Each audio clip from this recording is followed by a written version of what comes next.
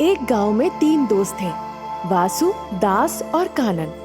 वो हमेशा कोशिश करते थे सोने का खदान जमीन के नीचे से ढूंढ के निकालने का। बगल के गांव में एक बहुत बड़ी हवेली थी, रानी महल नाम से।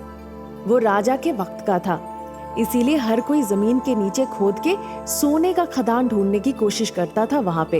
एक दिन वासु और दास एक दूसरे से बातें कर रहे थे। बिल्कुल उसी वक्त इतने चिंतित होकर क्या बात कर रहे हो तुम लोग दोनों? अरे कुछ नहीं, बगल के गांव में रानी महल है ना? हाँ सुना है, बहुत पुरानी हवेली है वहां पर। तो सुना है वो राजा का समय का है और वहां जमीन के नीचे छुपा हुआ धन भी है। अरे रुको रुको, एक बार दास हम लोगों को जंगल के नीचे सोने के खदान के बारे में बताया था। उस दिन पुलिस आकर हमें कितनी पिटाई की थी, भूल गए हो क्या? क्या कहते हो दास?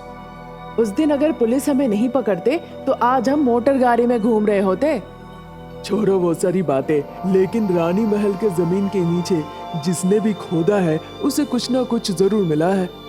फिर तो हमें भी वहां जाना चाहिए।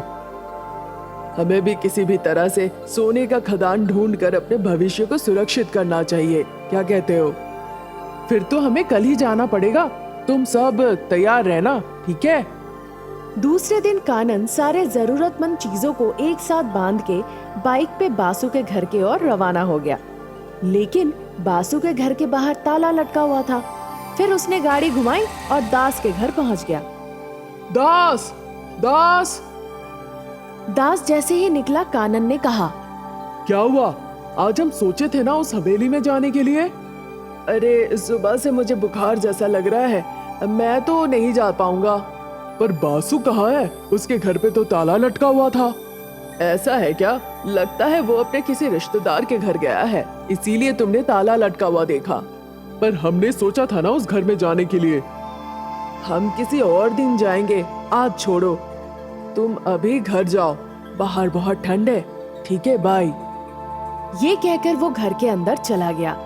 अगर हम पूरा बोतल पी लेंगे तो हमें थोड़ी भी ठंड नहीं लगेगी। उसने अपने बैग से एक बोतल निकाली। मैं नहीं डरने वाला।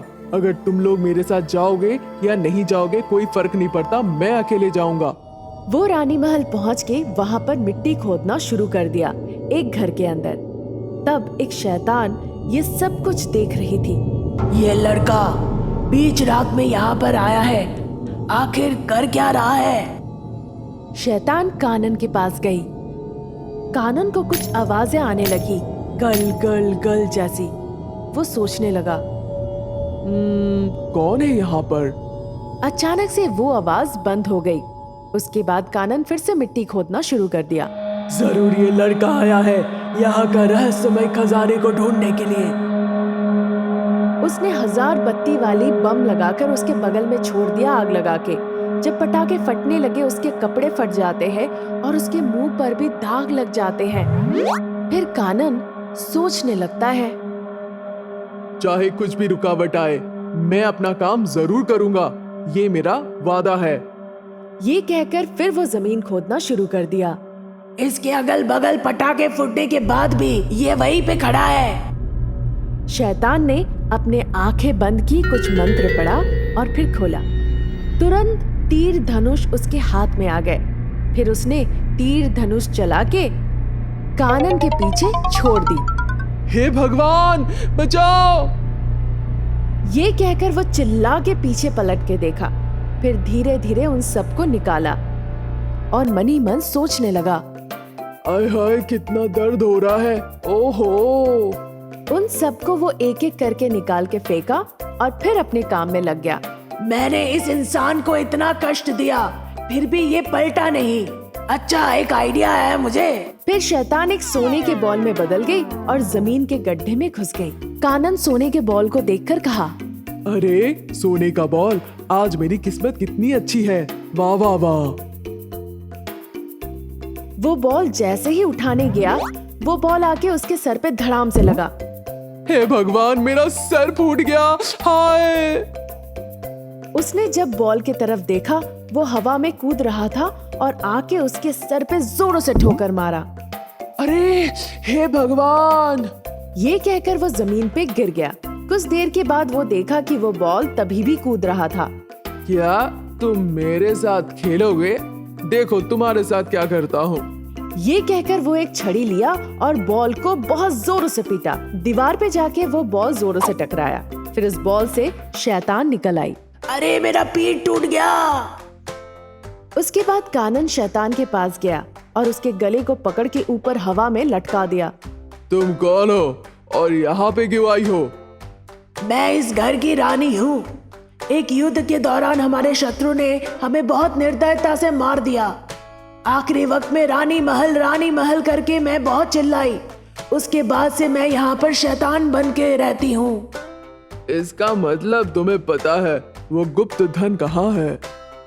यहाँ कोई गुप्त धन नहीं है, ना ही पैसे हैं। सब शत्रु चुरा के ले गए। मुझे ये सब कहानी मत सुनाओ, सच में बताओ गुप्त धन कहाँ है? बताओगी या नहीं? ये बोलकर उसने शैतान का गला पकड़ लिया और उसे बहुत मारा उसके सर पे। हे भगवान, रुको रुको, बहुत दर्द हो रहा है मुझे। कहाँ है गुप्त धन? बताओ। मैं बता रही हूँ, मुझे छोड़ दो। ये सुनकर कानन ने उसे नीचे उतारा। कानन को एक कमरे में वो लेकर आई और उसे एक रास्ता दिखाई और वो शैतान कहने लगी, ये वही रास्ता है जहाँ तुम्हें सोना मिलेगा। कानन उस दरवाजे को खोलने की कोशिश की पर वो खोल नहीं पाया और वो धड़ाम से नीचे गिर गया। ये देखकर शैतान बहुत हंसने लगी।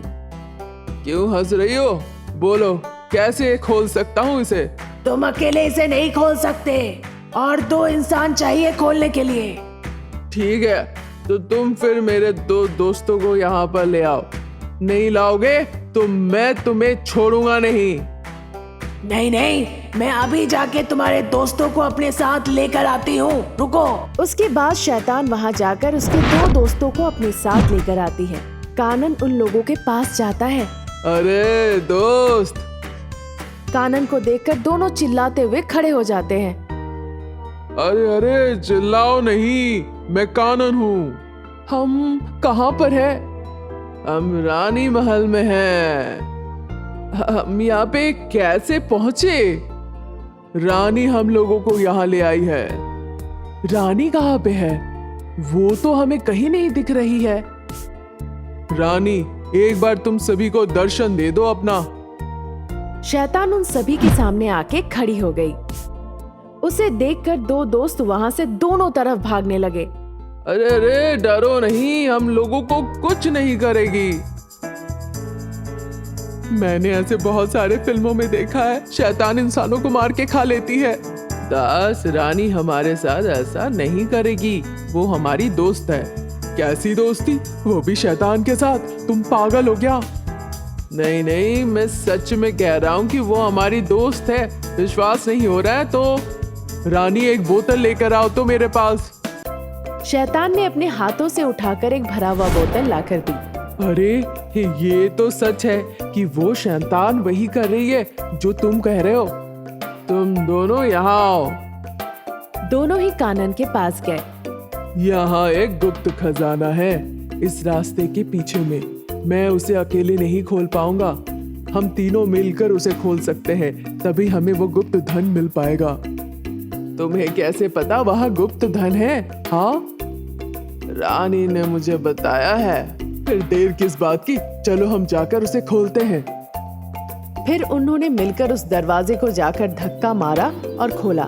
सभी चौंक गए उस गुप्त धन को देखकर और बहुत खुश भी हुए। फिर कानन कहने लगा, आज के बाद से मैं धनी हो गया हूँ। अचानक से कानन की आंखें खुली और वो देखा कि वो धड़ाम से नीचे गिर गया है। बिस्तर से नीचे गिरने के बाद वो सोचने लगा, हे भगवान, सपना कितना अच्छा होता है। अगर ये सच हो पाता, आहा कितना मजा आता।